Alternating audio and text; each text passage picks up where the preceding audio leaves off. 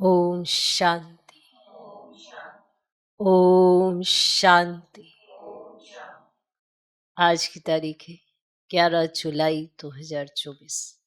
साकार महावाक्य।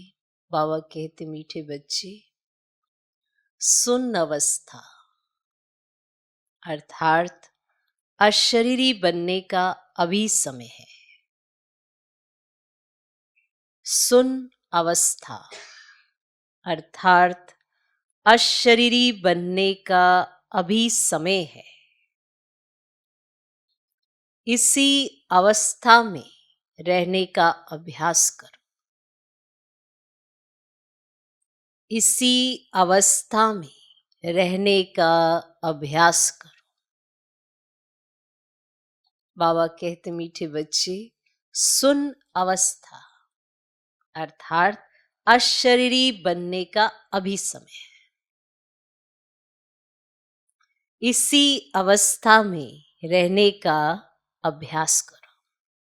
कौन सी अवस्था? सुन अवस्था। ये कब होती है?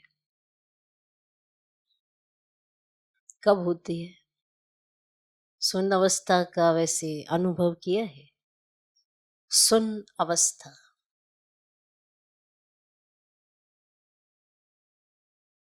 आज का प्रश्न।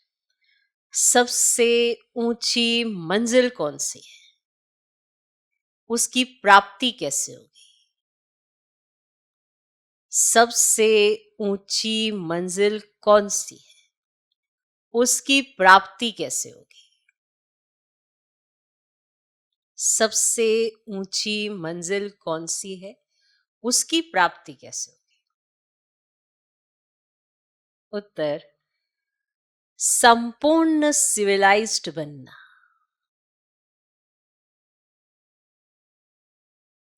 संपूर्ण सिविलाइज्ड बनना,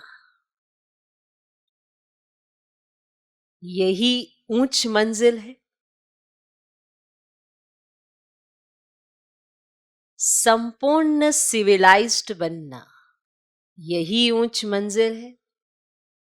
कर्मेंद्रियों में जरा भी चलायमानी ना आए। कर्मेंद्रियों में जरा भी चलायमानी ना आए, तब संपूर्ण सिविलाइज्ड बने। तब संपूर्ण सिविलाइज्ड बने। जब ऐसी अवस्था हो, तब विश्व की बादशाही मिल सकती है। जब ऐसी अवस्था हो, तब विश्व की बादशाही मिल सकती है।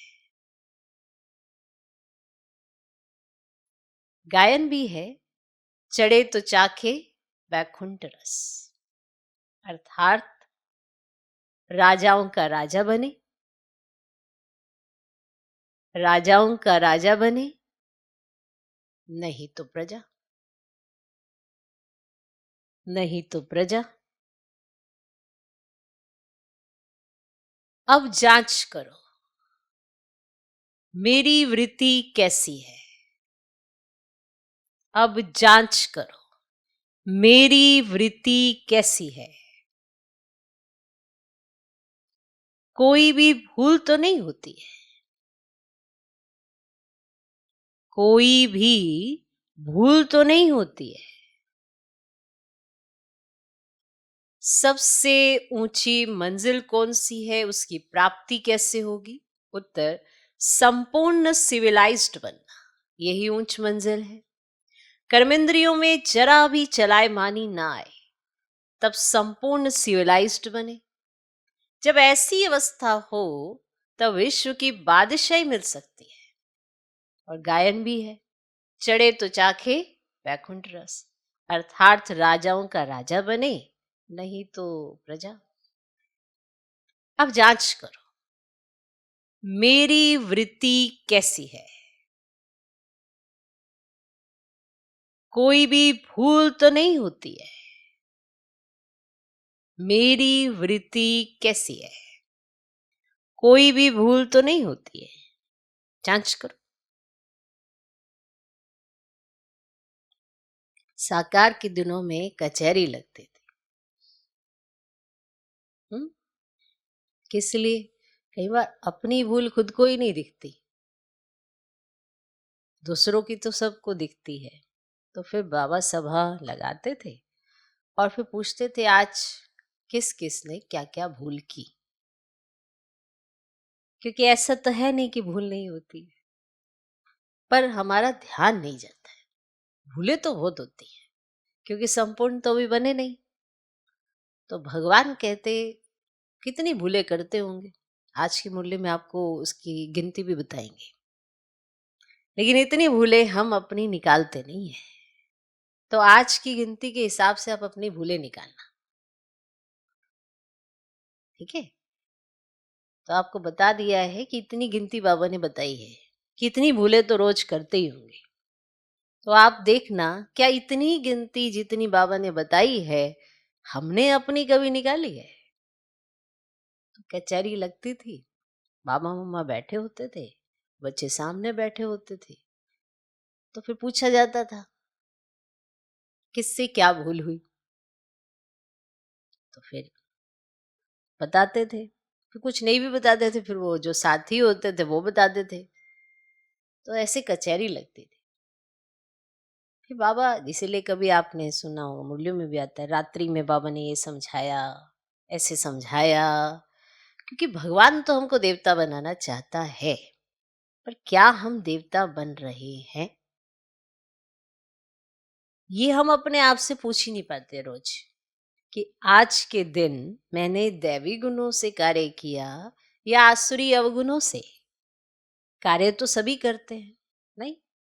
तो कौन सी चीजों का इस्तेमाल किया, दैवी गुणों का, आसुरी अवगुणों का? कई बार हम अपना दैवी गुणों पर ध्यान देकर कोई ऐसा सीन भी आता है तो उसको क्रॉस कर लेते हैं। सीन आना तो बहुत जरूरी है, हमने कल भी कहा था। नहीं आएंगे तो आप अपने को जज नहीं कर सकते हो कि अभी आप कहाँ स्टैंड कर रहे हो, और आना बहुत जरूरी है।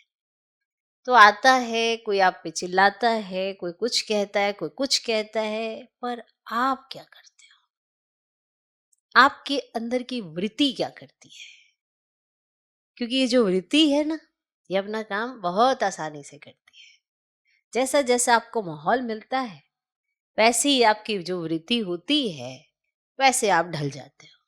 अगर माहौल ऐसा बड़ा ही गर्मो गर्मी है, आप भी निकाल लेते हो। तो जांच करनी है तो किसकी करनी है? अपनी। तो आज एक गिनती बताई है बाबा ने, तो उस गिनती के हिसाब से देखना कि आपने कल के दिन अपनी कितनी गलतियां निकाली हैं और दूसरों की कितनियां निकाली। अपनी जांच करो। ये जो चीखना चिल्लाना, इसकी बात उसकी बात, एक दूसरे के ऊपर फ्रस्ट्रेशन, ये तो कलयुगी मनुष्यों की वृत्ति है। तो संगम योगी, हे मनुष्य आत्माओं, हे फरिश्ता बनने वाली आत्माओं, हे देवता बनने वाली आत्माओं, अपनी वृत्ति चेक करो। मौका मत ढूंढो झगड़ा करने का, भूले करने का। कोशिश करो, चेकिंग अपनी करो, मैं कहाँ गलत। पूरे रात में इसीलिए कहा जाता है रात को पोता में लिखो कि ये देखो कि मैं कहाँ गलत। भूल तो मुझसे होगी, तो इसलिए आज आपको शुरू में ही बता दिया है कि एक गिनती बताई है भगवान ने कि रोज इतनी भूलें होती होंगी, अप्रोक्सीमेटली, इससे ज्यादा भी हो सकती हैं। तो उस जब गिनती आएगी ना, तो जरूर पूछना क्या इतनी गिनती के आधार पर आपने कभी चेकिंग की है आपने? चलो सुने, ओके। तो अब जांच करो मेरी वृत्ति कैसी है, कोई भी भूल तो नहीं होती है। ओम शांति। आत्म अभिमानी हो बैठना है। यहाँ जब बैठते हो ना, तो आत्म अभिमानी हो बैठना है। बाप बच्चों को समझाते कि अपने को आत्मा समझो। अब बाबा ऑलराउंडर से पूछते हैं, सत्युग में आत्म अभिमानी होते हैं या देह अभिमानी? वहां तो ऑटोमेटिकली आत्म अभिमानी रहते हैं, घड़ी घड़ी याद करने की दरकार नहीं रहती। हाँ, वहां ये समझते हैं अब ये शरीर बड़ा हुआ, अब इसको छोड़ दूसरा नया लेना है। जैसे सर्प का मिसाल है, वैसे आत्मा भी ये पुराना शरीर छोड़ नया लेती है। भगवान मिसाल दे समझाते हैं, तुम्हें सभी मनुष्यों को ज्ञान की भू भू कर आप समान ज्ञानवान बनाना है। क्या बनाना है? ज्ञानवान। देखो, जो समझदार होता है वो हर बात को ज्ञान से समझता है। भगवान ने हर तरीके का ज्ञान दे दिया है कि इस सिचुएशन में क्या करना है, इस सिचुएशन में क्या करना है। और अगर कलयुगी मनुष्य है तो ये ज्ञान नहीं है, संगम युगी मनुष्य को ये ज्ञान है कि हर सिचुएशन में करना क्या है। तो तुम्हें सभी मनुष्यों को ज्ञान की भू भू कर आप समान ज्ञानवान बनाना है, जिससे परिस्तानी निर्विकारी देवता बन जाए। ऊंचते ऊंच पढ़ाई है मनुष्य से देवता बनाना, और गायन भी है। मनुष्य को देवता किए किसने किया? देवताओं ने नहीं किया, भगवान ही मनुष्य को देवता बनाते हैं। मनुष्य इन बातों को जानते नहीं। तुमसे सब जगह पूछते हैं आपकी एम ऑब्जेक्ट क्या है, तो क्यों नहीं एम ऑब्जेक्ट की लिखत का छोटा पर्चा छपा हुआ हो? है ना, सब आपसे पूछते हैं ना कि आपकी एम ऑब्जेक्ट क्या है, तो क्यों ना एक छोटा सा पर्चा छपा हुआ हो आपकी एम ऑब्जेक्ट का। जो कोई भी पूछे तो उनको पर्चा दे दो जिससे समझ जाए। बाबा ने बहुत अच्छी रीति समझाया है। इस समय ये कलयुगी पतित दुनिया है जिसमें महान अपरम अपार दुख है। महान अपरम अपार दुख है। अब हम मनुष्यों को सत्युगी पावन महान सुख धाम में ले जाने की सर्विस कर रहे हैं, वह रास्ता बताते हैं। ऐसे नहीं हम अद्वैत नॉलेज देते हैं। वे लोग शास्त्रों की नॉलेज को अद्वैत नॉलेज समझते हैं। वास्तव में वे कोई अद्वैत नॉलेज है नहीं। अद्वैत नॉलेज लिखना भी रोंग है। मनुष्यों को क्लियर कर बताना है, ऐसी लिखत छपी हुई हो जो झट समझ जाएं कि इन्हों का उद्देश्य क्या है। कलयुगी पतित भ्रष्टाचारी मनुष्यों को हम अपार दुखों से निकाल सत्युगी पवित्र श्रेष्ठाचारी अपार सुखों की दुनिया में ले जाते हैं। बाबा ये ऐसे बच्चों को देते हैं।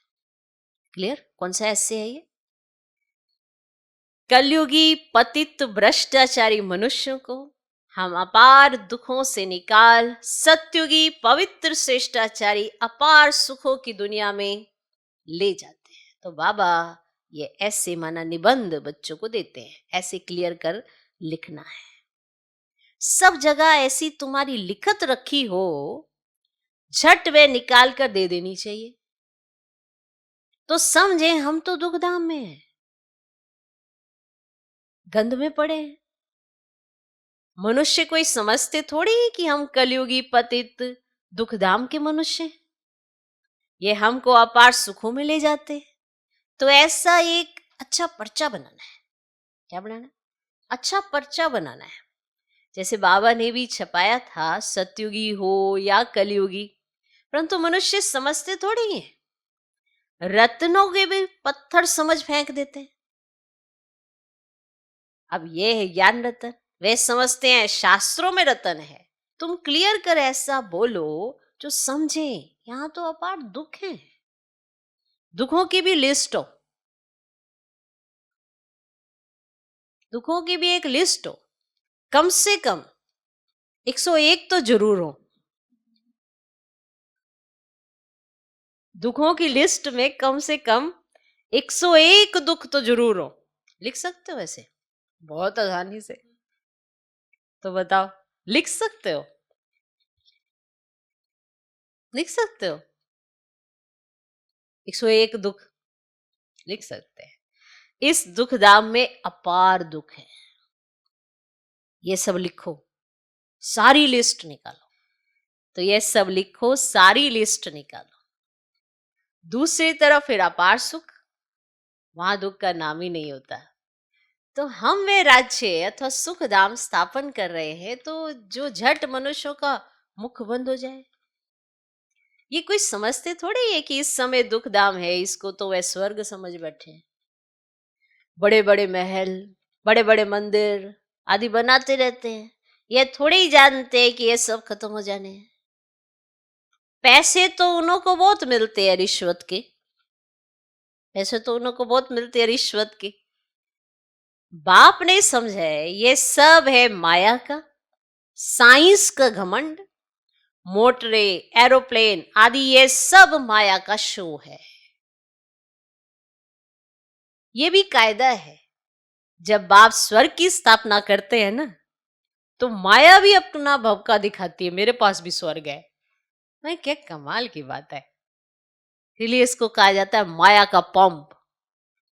माना बाबा अपना स्वर्ग बनाते, माया आपको अपना स्वर्ग बना के दे देती है। ये लो, जाने की क्या जरूरत है, ये लो आर्टिफिशियल स्वर्ग यही है। इतना भबका है ना माया के स्वर्ग में, पर सुख नहीं है, शांति नहीं है, भबका बहुत है।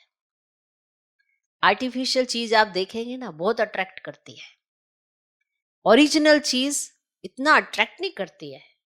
आजकल आर्टिफिशियल चीजें ज्यादा अच्छी लगती हैं ओरिजिनल से। वही हाल है बाबा का स्वर्ग। अभी कहते हैं नहीं हमें जरूरत नहीं है, कितना साफ स्पष्ट शब्दों में बात करते हैं कि हमें क्यों करना पुरुषार्थ, हमारे लिए तो यही स्वर्ग है। तो उन्हें माया का स्वर्ग पसंद आता है, बाप का बनाए स्वर्ग नहीं। वो जाते भी नहीं है वैसे, उनके उसमें लिखा भी नहीं हुआ है तकदीर में, इसीलिए क्या कह सकते हो। तो जब बाप स्वर्ग की स्थापना करते, देखो कायदा भी कैसा है, माया भी अपना हक्का दिखाती है। इसको कहा जाता है माया का पंप। अब तुम बच्चे सारे विश्व में शांति स्थापन कर रहे हो, अगर माया की कहां प्रवेशता हो जाती है तो बच्चों को अंदर खाता है। जब कोई किसके नाम रूप में फंस पड़ते हैं तो बाप समझाते हैं ये क्रिमिनलाइज है। कलयुग में है क्रिमिनलाइजेशन, सतयुग में है सिविलाइजेशन। इन देवताओं के आगे सब माथा टेकते हैं। आप निर्विकारी, हम विकारी। इसीलिए बाप कहते हैं हर एक अपनी अवस्था को देखे, अपनी अवस्था को देखे। बड़े बड़े अच्छे महारथी अपने को देखे, हमारी बुद्धि किसके नाम रूप में जाती तो नहीं।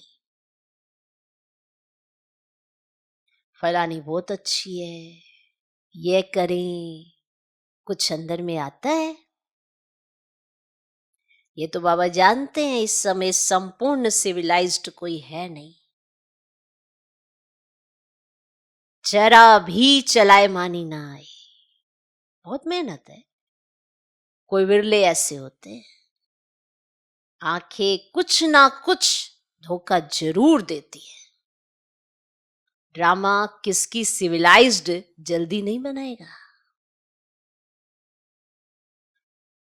खूब पुरुषार्थ कर अपनी जांच करनी है, कहाँ हमारी आंखें धोखा तो नहीं देती है। कोई ये सोचे मैं कल तक तो बहुत अच्छा, और आज भी अपनी चेकिंग करना कहीं ये आंखें धोखा तो नहीं देती है। विश्व का मालिक बनना बड़ी ऊंच मंजिल है। चढ़े तो चाखे बैकुंठ रस, अर्थात राजाओं का राजा बनते और गिरे तो प्रजा में चले जाएंगे। आजकल तो कहेंगे विकारी जमाना है, और कितने बड़े आदमी हैं, समझो क्वीन है, उनके अंदर भी डर रहता होगा कि कहाँ कोई हमें उड़ा ना दे। डर होके तो नहीं घूम सकती होगी ना क्वीन, भले क्वीन हो, और उनके अंदर भी डर रहता होगा कि कहाँ कोई हमें उड़ा ना दे। हर एक मनुष्य में अशांति है। कोई कोई बच्चे भी कितनी अशांति फैलाते हैं। तुम शांति स्थापन कर रहे हो तो पहले तो खुद शांति में रहो।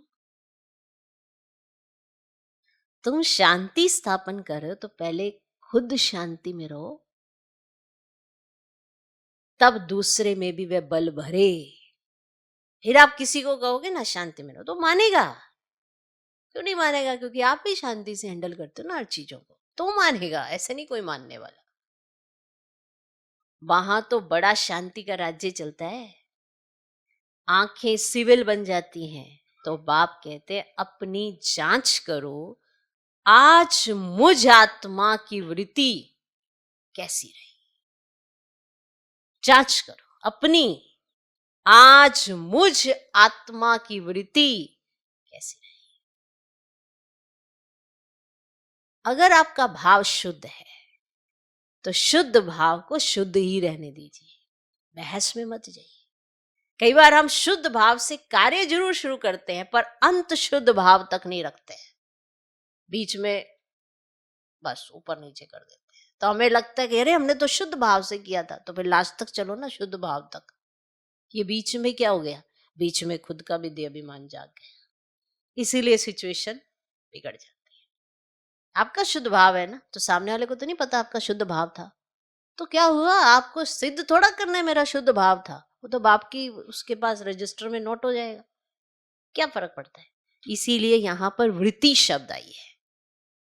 वृत्ति में भाव होता है और वो वृत्ति अपना काम करती है वातावरण के आधार पर। ओके, इसलिए वृत्तियां बदलती रहती हैं। तो चेक करो, क्या चेक करो? आज मुझ आत्मा की वृत्ति कैसी रही। इसमें बहुत मेहनत है, अपनी संभाल करनी है, अपनी संभाल रखनी है या नहीं। ये चांस मिलेगा इसकी बात उसकी बात करने का तो हम भी कूद जाएंगे। तो अपनी संभाल रखनी है। बेअद के बाप को भी सच कभी नहीं बताते हैं, सच नहीं बताते हैं। देखो अपने मतलब के लिए सच्चे रहते हैं। वैसे ट्रांसपेरेंट अगर हमारी लाइफ हो गई बाबा के सामने तो कहते हैं कि अरे बाबा कहीं हमें छोड़ ही ना दे, तो इसीलिए उतना ही बताते हैं जितने तक ठीक रखते हैं। जिस चीजों के लिए मना किया जाता है वो चीजें भी साथ साथ चलती रहती है। इसीलिए वेद के बाप के साथ कभी सच्चे नहीं रहते पूरे, इसीलिए तकलीफें कभी कम ही नहीं होती है। आपकी तकलीफें अगर बरकरार हैं, लॉन्ग टाइम तक चले जा रही हैं, चेकिंग जरूर कर लेना, कुछ तो गड़बड़ है। क्योंकि संगम युग को वरदान है, लगातार तकलीफ रह नहीं सकती, तो कुछ ना कुछ सच्चाई सफाई में कमी है। तो बेअद के बाप को भी सच कभी नहीं बताते, कदम कदम पर भूले होती रहती है। थोड़ा भी उस क्रिमिनल दृष्टि से देखा, भूल हुई, फौरन नोट करो। थोड़ा भी उस क्रिमिनल दृष्टि से देखा, भूल हुई, फौरन नोट करो। अब बताओ कितनी गिनती बताई होगी बाबा ने। थोड़ा भी उस क्रिमिनल दृष्टि से देखा, भूल हुई, फौरन नोट करो। 10-20 भूले तो रोज करते ही होंगे।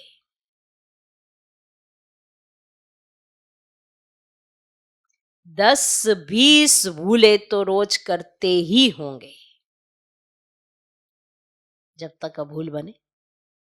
परंतु सच कोई बताते थोड़े ही। तो शुभ भाव की स्टार्टिंग होती है और अंत तक, मध्य तक आते आते ये अभिमान हो जाता है। तो सच कोई बताते थोड़ी है। दे अभिमानी से कुछ ना कुछ पाप जरूर होगा, वे अंदर खाता रहेगा, वे अंदर खाता रहेगा। कई तो समझते ही नहीं कि भूल किसको कहते हैं। जानवर समझते हैं क्या? तुम भी इस ज्ञान के पहले बंदर बुद्धि थे, अब कोई 50% मानो बंदर, अब कोई 50%, कोई 10%, कोई कितना चेंज होते जाते हैं। ये आंखें तो बहुत धोखा देने वाली हैं, सबसे तीखी हैं आंखें। बाप कहते हैं तुम आत्मा शरीर ही आई थी, शरीर नहीं था। क्या अभी तुमको पता है कि दूसरा कौन सा शरीर लेंगे, किस संबंध में जाएंगे? है ना, पुरुष का मिलेगा, स्त्री का मिलेगा, किस संबंध में जाएंगे मालूम नहीं पड़ता है। गर्भ में सुन्न ही सुन्न रहते हैं, आत्मा बिल्कुल ही सुन्न हो जाती है। जब शरीर बड़ा हो तब पता पड़े। तो तुमको ऐसा बनकर जाना है, बस ये पुराना शरीर छोड़कर हमको जाना है। फिर जब शरीर लेंगे तो स्वर्ग में अपना पाठ बजाएंगे। सुन होने का अभी समय है। भल आत्मा संस्कार ले जाती है, जब शरीर बड़ा होता है तब संस्कार इमर्ज होते हैं। अभी तुमको घर जाना है, इसलिए पुरानी दुनिया का, इस शरीर का भान उड़ा देना है। कुछ भी याद न रहे, परहेज बहुत रखना है। जो अंदर में होगा वही बाहर निकलेगा। शिव बाबा के अंदर में भी ज्ञान है, मेरा भी पार्ट है। मेरे लिए ही कहते ज्ञान का सागर। तो महिमा गाते हैं, अर्थ कुछ नहीं जानते। अभी तुम अर्थ सहित जानते हो, बाकी आत्मा की बुद्धि ऐसी वर्थ नोट है पैनी हो जाती है।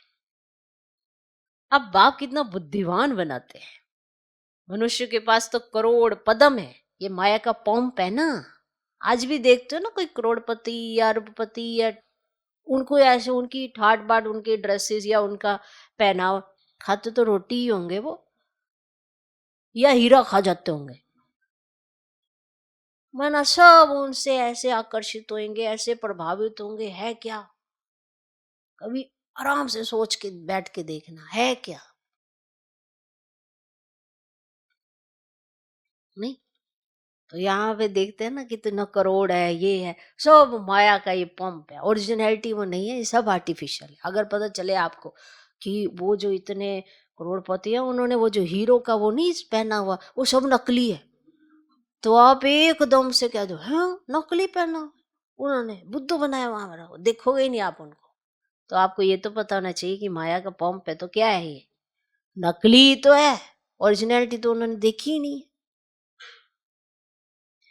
साइंस में जो अपने काम की चीजें है ना, वह वहां भी होंगी, वह बनाने वाले वहां भी जाएंगे। राजा तो नहीं बनेंगे, ये लोग पिछाड़ी में तुम्हारे पास आएंगे, फिर औरों को भी सिखाएंगे। एक बाप से तुम कितने सीखते हो। एक बाप ही दुनिया को क्या से क्या बना देते हैं।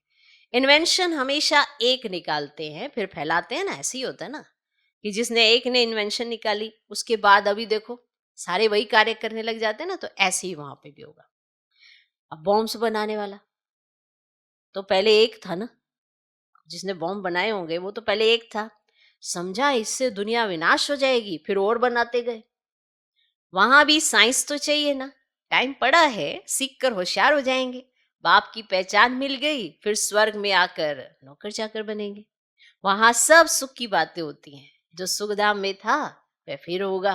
वहां कोई रोग दुख की बात ही नहीं, और यहाँ तो अपरम अपार दुख है, और वहां अपरम अपार सुख है। अभी हम यह स्थापन कर रहे हैं, दुख हरता सुख करता एक बाप ही है।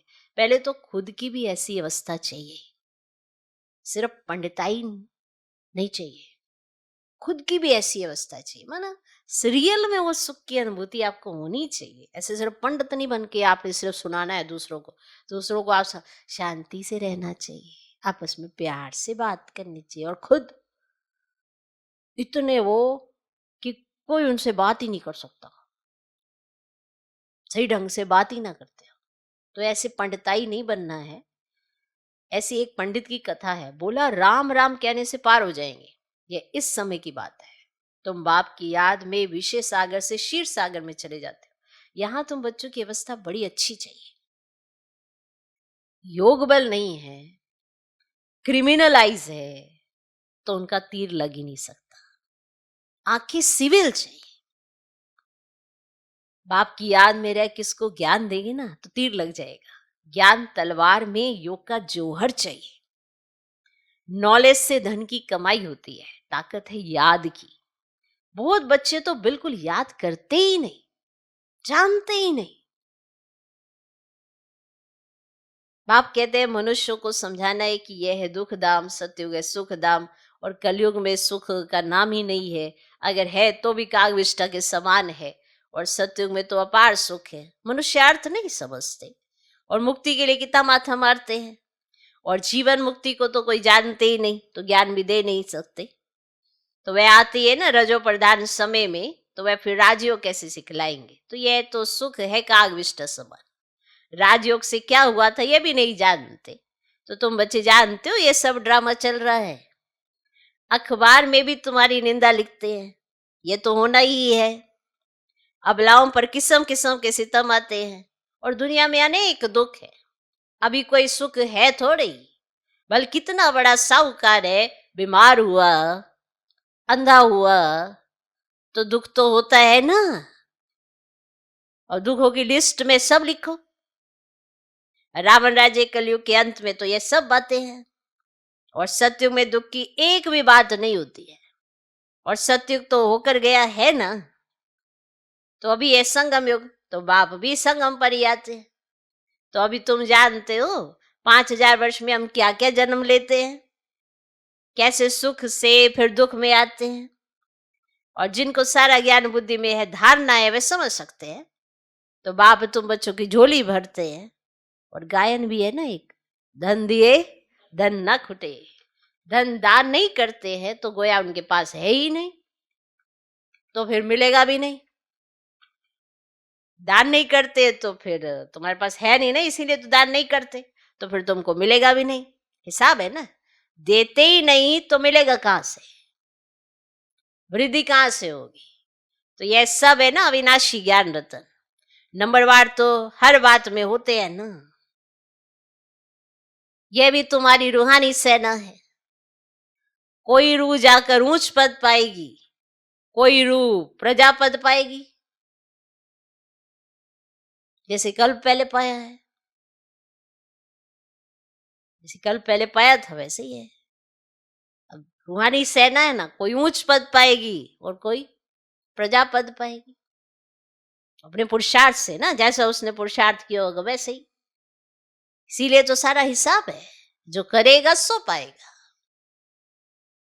अच्छा, मीठे मीठे सिकिलते रूहानी बच्चों को नंबरवार पुरुषार्थ अनुसार बाप दादा व माता पिता का दिल व जान सिक व प्रेम से याद प्यार और गुड मॉर्निंग। रूहानी बाप की रूहानी बच्चों को नमस्ते। हम रूहानी बच्चों की भी रूहानी बाप को नमस्ते नमस्ते नमस्ते। Good morning good morning good morning. धारणा के लिए मुख्य सार पहला पॉइंट, अपनी संभाल करने के लिए कदम कदम पर जांच करनी है कि आज मुझ आत्मा की वृत्ति कैसी रही। आज मुझ आत्मा की वृत्ति कैसी रही, ये पहला पॉइंट है जांच करने के लिए। अपनी संभाल करने के लिए कदम कदम पर जांच करनी है कि आज मुझ आत्मा की वृत्ति कैसी रही। ब, आंखें सिविल रही। स, दे अभिमानवश कौन सा पाप हुआ।